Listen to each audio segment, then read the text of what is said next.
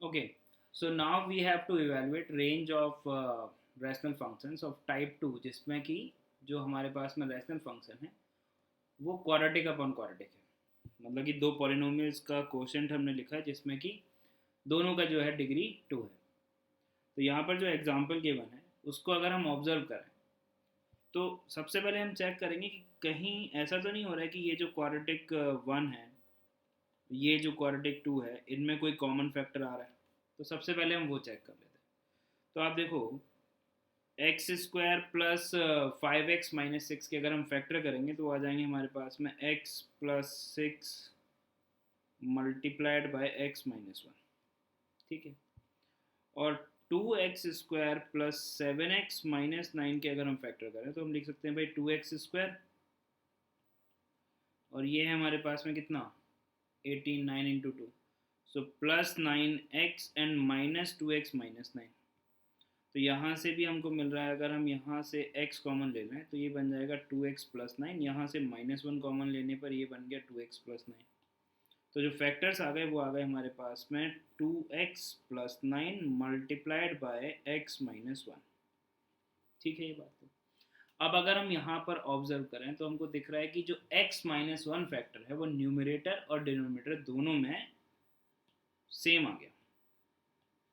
तो इसको अगर हम कैंसिल आउट करेंगे तो इसकी कुछ हमको कीमत चुकानी पड़ेगी, और वो कीमत है कि x जो है वो अब 1 नहीं हो सकता है।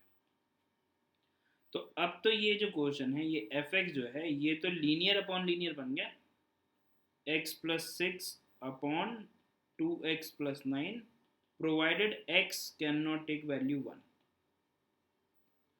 अगर x 1 नहीं हो सकता है, इसका मतलब ये हुआ कि जो y है, मतलब f(x) को अगर हम y बोलते हैं तो y जो है वो क्या नहीं हो सकता है। जब आप इसमें x का वैल्यू 1 रखोगे तो आएगा 7 डिवाइडेड बाय 11। तो x जब आप 1 रख नहीं सकते हो तो y का वैल्यू भी 7/11 हो नहीं सकता है। एक तो हमने यहाँ पर ऑब्जर्वेशन से ये बात देख ली। अब इसको अगर हम ट्रीट करें x+6 अपॉन 2x+9 को लीनियर अपॉन लीनियर की तरह, तो अब हम इसको देख के क्लियरली बोल सकते हैं कि इसका रेंज क्या होगा। इसका तो रेंज होगा भाई हमारे पास में y belongs to r except जो इनके कोफिशिएंट हैं x के, उनका रेशियो एक्सेप्ट 1/2 आ जाएगा हमारे पास में यहाँ से। और y जो है वो 7/11 भी नहीं हो सकता है, इसका मतलब कि हमको इसको भी हटाना पड़ेगा, तो 7/11 भी हमने हटा दिया। क्लियर है बात। और अगर हम यहाँ पर डोमेन की बात करें तो आप देखो डोमेन में भी थोड़ा सा चेंज बस ये होगा कि एक तो x 1 नहीं हो सकता, और दूसरा जो है वो x जो है वो -9/2 भी नहीं हो सकता। तो x can take all real values except 1 and -9/2। तो लीनियर अपॉन लीनियर के साथ में बस ये एक एडिशनल कंडीशन और आ गई, क्योंकि ये ओरिजिनल जो फंक्शन था वो तो क्वाड्रेटिक अपॉन क्वाड्रेटिक था। क्योंकि उन दोनों क्वाड्रेटिक का जो कॉमन फैक्टर था उसको हमने कैंसिल किया, तो जिस फैक्टर को हमने कैंसिल किया उस फैक्टर को नॉन ज़ीरो हमको लिखना पड़ेगा। तो जिस x की वैल्यू के लिए वो फैक्टर ज़ीरो हो रहा होगा वो x की वैल्यू हमको हटानी पड़ेगी। I hope this is clear. And this is similar to linear by linear. अगर क्वाड्रेटिक 1 और क्वाड्रेटिक 2, मतलब जो न्यूमरेटर और डिनोमिनेटर में जो क्वाड्रेटिक हमारे पास में गिवन है उसमें अगर कोई कॉमन फैक्टर होगा तो। I hope this is clear. Now in the next one we have another example quadratic upon quadratic, और यहाँ पर जो है they do not have any common factor. Numerator में अगर q1x है, यहाँ पर अगर q2x है, तो हम क्लियरली देख पा रहे हैं दे do not have any common factor, मतलब ये लीनियर अपॉन लीनियर में कन्वर्टेबल नहीं है। ठीक है। तो इस तरह के फंक्शंस की रेंज निकालने के लिए वी हैव मल्टीपल मेथड्स, लेकिन यहाँ पर अगर हम थोड़ा सा AOD अप्लाई करें जिसको हम बोलते हैं एप्लीकेशन ऑफ दिमाग, तो हम क्लियरली बोल सकते हैं कि इस fx को हम लिख सकते हैं 1+1/x² + x+1। कैसे? हमने इसको जो है लिख दिया x² + x+1 + 1, divided by x square plus x plus 1 लिख ही सकते हैं, फिर सेपरेट कर दिया। तो अब तो हमारे पास में 1/क्वाड्रेटिक जैसा कुछ है, और 1/क्वाड्रेटिक जैसा कुछ है, तो जो डिनोमिनेटर में जो हमारे पास में जो क्वाड्रेटिक है, अगर हम इसको जी एक्स मान लें और इसका रेंज निकाल लें तो फिर तो ईजी हो गया बहुत। तो जी एक्स जो है वो हमारे पास में x square plus x plus 1, और हमें पता है क्वाड्रेटिक जिसका लीडिंग कोफिशिएंट जो है वो ग्रेटर देन 0 है। अगर हम इसको A X square plus B X plus C से कंपेयर करें तो ए तो पॉजिटिव है 1 है, और इसका जो डिस्क्रिमिनेंट होता है बी स्क्वायर माइनस 4ac, वो अगर हम इवेलुएट करें तो हमको साफ साफ दिख रहा है कि जो डी जो है वो 1 minus 4 that is basically negative. अब अगर ए पॉजिटिव है और डी नेगेटिव है तो x square plus x plus 1 का जो ग्राफ है वो कम्प्लीटली अबव एक्स एक्सिस होगा, ऊपर की तरफ, and mouth opening upward parabola. तो इसका जो वर्टेक्स का जो वाई कोऑर्डिनेट है वो होता है माइनस डी बाई 4a। तो जो रेंज होगा इसका वो आ जाएगा माइनस का डी बाई 4a से लेकर इन्फिनिटी तक। तो डी आपने एवेलुएट किया वो आया -3, तो हमने रख दिया यहाँ पर। तो ये आ गया minus minus plus 3 divided by 4 से लेकर क्लोज से लेकर इन्फिनिटी तक। तो अब हम क्लियरली बोल सकते हैं कि जब ये वैल्यू 3/4 ले रहा होगा तो एफ एक्स जो है वो 1 प्लस 1/3/4 रखोगे आप, तो 1/3/4 जो है वो बन जाएगा 4/3, सो 4/3। तो ये वैल्यू जो है एलसीएम ले लिया हमने, तो ये आ गया 7/3। एफ एक्स की वैल्यू 7/3 होगी जब आपने जी एक्स की वैल्यू कितनी रख दी, when G X is equal to 3/4। ठीक है, अब ये 3/4 से जा रहा है इन्फिनिटी की तरफ, तो जब ये इन्फिनिटी की तरफ जाएगा डिनोमिनेटर, तो जो ये वाला जो पार्ट है, ये वाला पार्ट जो है ये तो जाएगा 0 की तरफ और +1। ठीक है, तो यहाँ से जो है हमारे पास में जो वैल्यू आ गई एफ एक्स की, तो एफ एक्स की वैल्यू कहाँ से कहाँ तक वेरी करेगी, एफ एक्स की वैल्यू वेरी करेगी हमारे पास में, देखो 7/3 तो हो गया नंबर जो कि 2 से थोड़ा सा बड़ा है, और जब ये इन्फिनिटी की तरफ जा रहा है तब ये जा रहा है 1 की तरफ। तो रेंज हम लिखते हैं फ्रॉम मिनिमम से मैक्सिमम की तरफ। तो ये आ गया आपके पास में 1 से लेकर 7/3 पर क्लोज। 1 पे ओपन क्यों आ गया, क्योंकि ये जब इन्फिनिटी की तरफ जाएगा, तो इन्फिनिटी की तरफ जब जाएगा तो एफ एक्स जो है वो 1 की तरफ जाएगा, 1 के बराबर नहीं होगा। हम किसी भी वैल्यू के लिए हम क्लोज इंटरवल तब यूज़ करते हैं जब वो वैल्यू अटेंड करने के लिए आपके पास में कोई रियल एक्स अवेलेबल हो।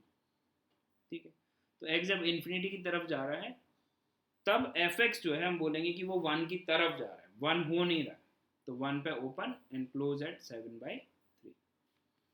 तो इस तरह से हम इस क्वेश्चन को हमने सॉल्व कर दिया।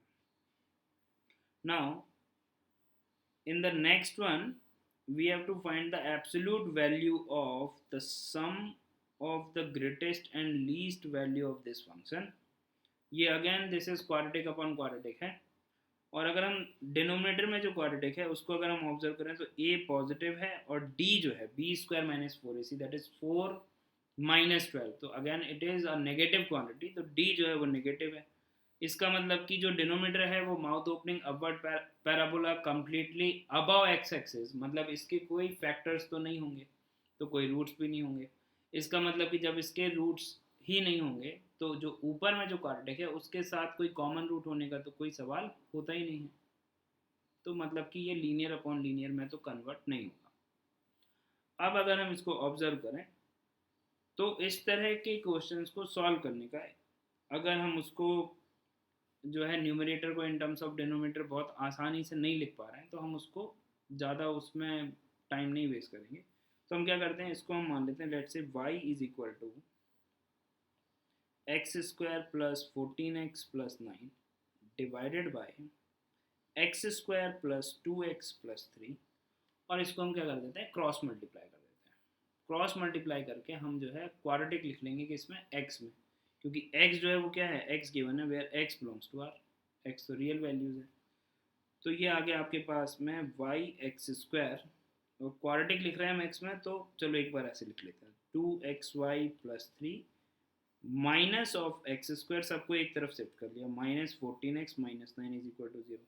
तो x की रियल वैल्यू के लिए, तो यहाँ पर अगर हम इसको लिखें तो y माइनस वन आ जाएगा टाइम्स एक्स स्क्वायर, फिर x आप कॉमन लोगे तो ये आ जाएगा 2y माइनस 14, और यहाँ से आप देखो तो ये x square plus 2xy plus 3y आएगा यहाँ पर, ठीक है ना, क्रॉस मल्टीप्लाई किया तो y भी आ जाएगा, और फिर आ गया आपके पास में 3y माइनस 9 इक्वल टू 0। अब ये क्वाड्रेटिक है x में, और x के रियल होने के लिए इस क्वाड्रेटिक का जो d है, इस वाले क्वाड्रेटिक का जो d है वो होना चाहिए ग्रेटर देन इक्वल टू 0, और लीडिंग कोफिशिएंट जो है y माइनस 1, ये लीडिंग कोफिशिएंट है, तो ये इक्वल टू 0 हो सकता है या नहीं, वी नीड टू चेक। हम क्यों बोल रहे हैं, क्योंकि ये तो एक रैशनल फंक्शन था, हमने उसको क्वाड्रेटिक में कन्वर्ट किया, तो लीडिंग कोफिशिएंट y माइनस 1 जो है वो 0 हो सकता है या नहीं हो सकता है, ये डिपेंड करेगा कि y इक्वल टू 1 जब आप रखोगे तो उसके करस्पॉन्डिंग आपको x का कोई रियल वैल्यू मिल रहा है या नहीं मिल रहा है। तो अगर हम इसको चेक करें तो आप सिंपली fx में, मतलब जो fx है उसका वैल्यू 1 रखोगे जब आप, तो 1 is equal to basically y equal to 1 रख दिया हमने, तो 1 इज इक्वल टू आ गया आपके पास में x square plus 14x plus 9 divided by x square plus 2x plus 3। यहाँ से हम अगर सॉल्व करें तो x square plus 2x plus 3 is equal to 18x plus 9, ये कैंसिल आउट हो गया। अब यहाँ से आ गया आपके पास में 12x is equal to minus 6, तो x is equal to minus of half, ये एक रियल क्वांटिटी है, x जो है वो यहाँ से क्या आ गया रियल, तो x की एक रियल वैल्यू जो है माइनस हाफ, जब आप इसमें x का वैल्यू माइनस हाफ रखोगे तो y इज इक्वल टू 1 होगा।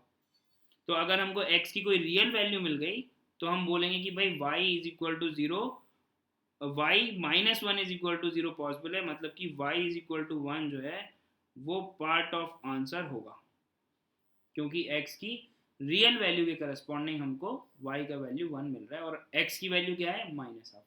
अगर हम यहाँ पर सॉल्व करते और हमको x की कोई रियल वैल्यू नहीं मिलती, फॉर एग्जाम्पल अगर कुछ ऐसा जाता माइनस 6 इज इक्वल टू 12 हो जाता, या माइनस 2 इज इक्वल टू 0, कुछ इस तरह का एक्सप्रेशन बन जाता जिसमें कि x पे डिपेंड ही नहीं करता, बोलते कि नहीं भाई y का वैल्यू 1 नहीं हो सकता है क्योंकि कोई x की वैल्यू ही अवेलेबल नहीं है जब y का वैल्यू 1 हो पाए। तो ये जो है हमको अलग से चेक करने की ज़रूरत रहेगी, बाकी कोई दिक्कत नहीं है। अगर हम इसका d greater than equal to 0 के लिए अगर सॉल्व करें, क्योंकि x रियल है, तो भाई किसी भी क्वाड्रेटिक में उसका रियल सोल्यूशन आएगा, उसकी कंडीशन क्या होगी, उसका जो डिस्क्रिमिनेंट है या तो वो ग्रेटर देन 0 या फिर इक्वल टू 0, मतलब कि या तो वो एक्स एक्सिस पर 2 पॉइंट पर अलग अलग जगह पर कट करे या फिर एक पॉइंट पर टच करता हुआ जाए, यही पॉसिबिलिटी में तो x रियल होगा ही नहीं। तो अगर हम तो रियल चाह रहे हैं तो इसके डिस्क्रिमिनेंट को ग्रेटर देन इक्वल टू 0 करने पर हमको क्या मिल रहा है, देखो ये लिखा हुआ है आपके पास में 2y माइनस 14, तो अगर हम यहाँ से 2 कॉमन ले लें और इसको स्क्वायर कर दें तो 4 times y minus 7 whole square minus again 4 times y minus 1 into we have 3y minus, this should be greater than equal to 0, इसके लिए हमको सॉल्व करना है, ठीक है।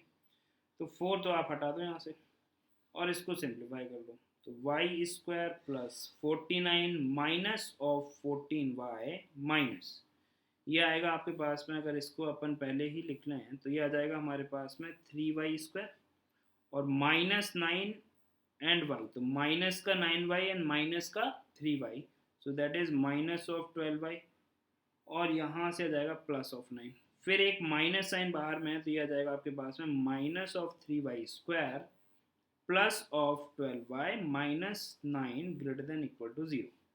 यहाँ से आप देखो तो ये आ गया माइनस का 2y स्क्वायर, माइनस का 2y स्क्वायर प्लस का 12y है और माइनस का 14y है, तो माइनस का 2y आ गया यहाँ से, और यहाँ से आ गया आपके पास में plus 40 greater than equal to 0।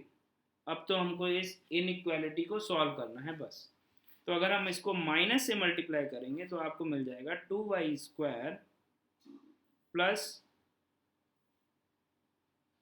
2y minus 40 less than equal to 0, क्योंकि हमने माइनस से मल्टीप्लाई किया है, इस वजह से इनइक्वालिटी का जो साइन है वो रिवर्स हो जाएगा, ठीक है, जिसको हम बोलते हैं चौंच चेंज, ठीक है, ऐसे ही याद रखने के लिए। तो अगर हम यहाँ पे 2 से भी इसको डिवाइड कर दें, तो 2 से डिवाइड करने के बाद में यहाँ लिख देते हैं अपन, 2 से डिवाइड करने के बाद में हमको मिल रहा है y square plus y minus 20 less than equal to 0। अब इसके फैक्टर्स अगर हम करेंगे तो हम लिख सकते हैं y plus 5 multiplied by y minus 4 less than equal to 0। तो यहाँ से जो है y हमारे पास में आ गया -5 से 4 पर क्लोज, -5 पर भी क्लोज और 4 पर भी क्लोज। अब एक और बात ध्यान देने की है, हमने देखा था कि भाई y is equal to 1 possible है या नहीं है, तो हमने बोला था कि yes y is equal to 1 is possible, क्योंकि उसके लिए हमको x जो है वो एक रियल नंबर मिल रहा है।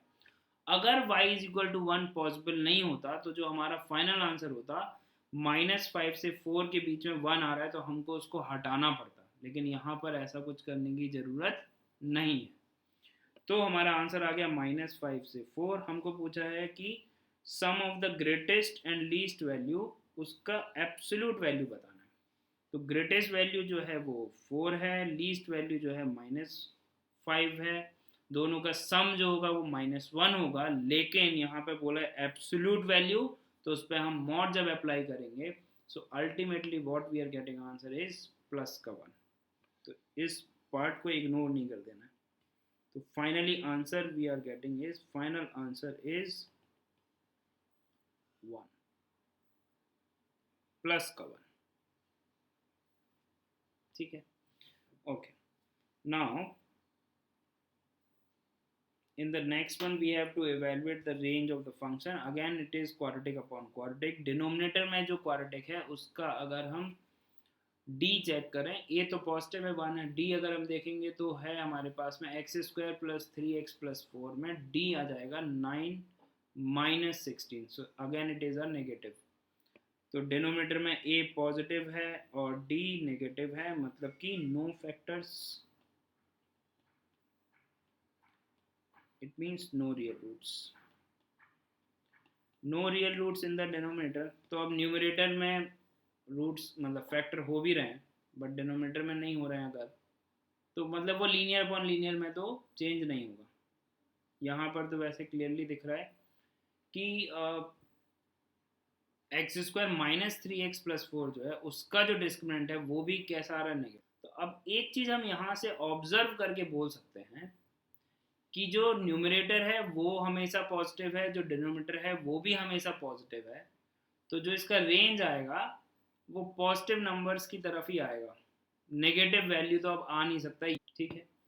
तो अगर हम इसको सॉल्व करें पर let's say solution y is equal to x² - 3x + 4 divided by x² + 3x + 4, cross multiply कर दिया क्वाड्रेटिक बनाने के लिए, सो y times x² + 3xy + 4y, सबको एक तरफ शिफ्ट कर लिया, -x² + 3x - 4 = 0, x² कॉमन लिया, y - 1, x कॉमन लिया, this is 3y + 3 and 4 times y - 1, ये आ गया कांस्टेंट। नाउ x जो है वो रियल है, x अगर रियल है तो x के रियल होने के लिए इसका जो d है वो ग्रेटर देन इक्वल टू 0 होना पड़ेगा, और y = 1 पॉसिबल और नॉट, ये हमको चेक करना पड़ेगा। तो जब हमने y = 1 रखेंगे तो हमारे पास में आ जाएगा, जब इसमें हम y की जगह पे यहाँ पे 1 रख देंगे, क्रॉस मल्टीप्लाई करेंगे, तो x² + 3x + 4 = x² - 3x + 4, सो 4 से 4 कैंसिल हो गया, x² से x² कैंसिल हो गया, यहाँ से आ गया 6x = 0, दिस इम्प्लाइज x = 0। तो जब हम x की जगह पे 0 पुट करेंगे तो हमको y = 1 मिल जाएगा, मतलब कि y = 1 जो है वो पार्ट ऑफ सॉल्यूशन होगा, या हम बोल सकते हैं कि हो सकता है, मतलब y = 1 को हटाने की ज़रूरत नहीं रहेगी अगर जो हमारे पास में रेंज का जो सेट आ रहा होगा उसमें वो लाई कर रहा है तो। ठीक है, अब इस सिनेरियो में अगर हम बात करें तो डी, तो 3 अगर हमने यहाँ से कॉमन ले लिया तो y प्लस 1 होल स्क्वायर और 3 का भी स्क्वायर हो गया, ठीक है ना, बी स्क्वायर माइनस 4ac।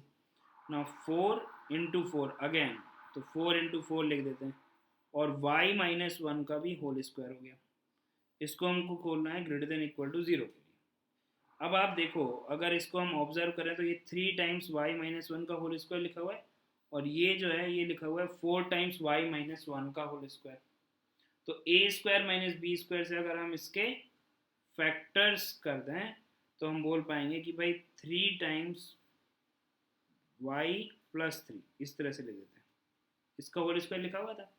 तो a square minus B square से this is minus of 4y minus 4, एक बार माइनस कर दिया a माइनस बी और a प्लस बी कर देते हैं। So 3y plus 3 and plus of 4y minus 4, ठीक है। This is greater than equal to 0 के लिए हमको सॉल्व करना है। तो यहाँ से देखो क्या मिल रहा है हमको, यहाँ से हमको मिल रहा है माइनस का y और plus 4 plus 3 is 7, minus y plus 7, और यहाँ से हमको मिल रहा है 7y minus 1 greater than equal to 0। अब देखो यहाँ पर ये माइनस वाई प्लस 7 लिखा हुआ है, तो इसको अगर हम ठीक करें यहाँ से, इसको हम यहाँ लिख देते हैं, ठीक है। तो देखो इसको अगर हम माइनस से मल्टीप्लाई करते हैं तो ये 7 माइनस वाई है तो ये बन जाएगा y माइनस 7, ओके। और इस पर तो कोई चेंज नहीं, 7y माइनस 1, लेकिन इनइक्वालिटी का साइन चेंज हो जाएगा, that is less than equal to 0। So from here we can say that y belongs to 1 by 7 to 7। ये आ गया आपके पास में रेंज, और इसमें y is equal to 1 बीच में आ रहा है जो कि x की एक रियल वैल्यू के लिए पॉसिबल भी है, इसलिए उसको हटाने की जरूरत नहीं है। So answer we are getting is y belongs to 1 by 7 to 7। I hope this is clear. Now in the next one we have to evaluate the maximum value of this function, and again it is a quadratic upon quadratic। और अगर हम यहाँ पर observe करें तो denominator में a greater than 0 है। अच्छा, हम डिनोमीटर क्यों चेक करते हैं, ताकि हमको ये अपॉन लीनियर में जो है वो चेंज तो नहीं हो रहा है, तो फिर हम क्यों इतना सब कैलकुलेशन करेंगे, फिर तो हम लीनियर अपॉन लीनियर में बनाएंगे और डायरेक्टली आंसर कर सकते हैं। और a जो है वो 3 है, a जो है वो ग्रेटर देन 0 है, 3 है मतलब कि ग्रेटर देन 0 है। और जो d है वो अगर आप देखो तो b square is 81 minus 4ac, so 4 into 3 is 12 into 7 is 84, 81 minus 84 is minus 3, so this is minus 3। तो d तो जो है वो नेगेटिव आ गया, ठीक है। तो मतलब कि लीनियर अपॉन लीनियर तो नहीं बन रहा। अब लेकिन अगर हम इसको ऑब्जर्व करें तो हम इस बात को अप्लाई कर सकते हैं कि sometimes we try to write numerator in terms of denominator. तो अगर हम इस 17 को 7 प्लस 10 लिख दें, इसको अगर हम 7 प्लस 10 लिख दें तो जो fx जो है वो सिंपली आप लिख पाओगे 3x square plus 9x plus 7, और वही चीज़ जो है डिनोमिनेटर में बैठी हुई है तो वो तो कैंसिल आउट हो गया। तो हमको मिल गया 1 plus 10 upon 3x square plus 9x plus 7। अब 3x square plus 9x plus 7 के बारे में हम पहले ही बोल चुके हैं कि a पॉजिटिव है, d नेगेटिव है और d का वैल्यू है -3। तो जो ग्राफ है वो इस तरह से बनेगा और इसका जो रेंज होगा वो लाई करेगा -d/4a से इन्फिनिटी। वर्टेक्स का जो y कोऑर्डिनेट है वहाँ से लेकर इन्फिनिटी तक। तो d का वैल्यू -3 है तो माइनस माइनस प्लस हो गया 3 डिवाइडेड बाय 4, a तो 1, a कितना है हमारे पास में, a 3 है, a कितना है 3 है। सो 4 इंटू 3 से लेकर इन्फिनिटी तक। So now what we are getting is from 1/4 to infinity. अब 1/4 से इन्फिनिटी जो है वो रेंज आ गया। तो अब हम यहाँ से क्लियरली देख पा रहे हैं कि जब आप यहाँ पर वैल्यू 1/4 रखोगे तो जो fx जो है वो कहाँ जाएगा, fx का वैल्यू आ जाएगा 1 प्लस और ये 1/4 जो है वो इन्वर्ट होके क्या बन जाएगा, 4 बन जाएगा. So 10 into 4 is what we are getting is 40. तो एफ एक्स का वैल्यू जो है वो हमारे पास में 41 आ जाएगा. और जब ये इन्फिनिटी की तरफ जाएगा तो इन्फिनिटी की तरफ जाने की वजह से जो डिनोमिनेटर है वो तो इन्फिनिटी की तरफ जा रहा है. सो 10 upon this is tending toward 0. ये 0 की तरफ जा रहा है, मतलब कि जो एफ एक्स है वो 1 की तरफ जा रहा है. एफ एक्स कहाँ जा रहा है, 1 की तरफ. तो हम बोल देंगे कि भाई एफ एक्स का जो रेंज है वो आ जाएगा आपके पास में 1 पर तो ओपन, क्योंकि 1 की तरफ जा रहा है, 1 के बराबर नहीं हो रहा है. ठीक है. और कहाँ तक, 41 तक. तो हमको तो मैक्सिमम वैल्यू पूछा है, तो maximum value we can answer that is equal to 41. So our answer is 41. This is the f max, अगर हम मैक्सिमम वैल्यू को इस तरह से लिखें तो. I hope this is clear.